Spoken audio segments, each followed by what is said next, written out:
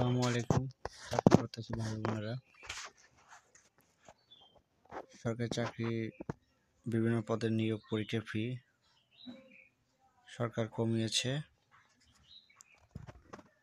নবম গ্রেড বা তদুত্তর non cadre পরীক্ষা ফি 200 নির্ধারণ করা হয়েছে। দশম গ্রেড 200 নির্ধারণ করা হয়েছে। 11তম এবং 12তম গ্রেডে 150 টাকা নির্ধারণ করা হয়েছে। 13 থেকে 16তম গ্রেড 100 টাকা নির্ধারণ করা হয়েছে। 17তম থেকে 20তম গ্রেড 50 টাকা। সকল গ্রেড অনগ্রসর নাগরিক 50 টাকা নির্ধারণ করা হয়েছে। সবাই আমার চ্যানেলটিকে সাবস্ক্রাইব করে দিবেন। নিয়োগ সংক্রান্ত যে কোনো তথ্য জানার জন্য লাইক, কমেন্ট, শেয়ার এবং মতামত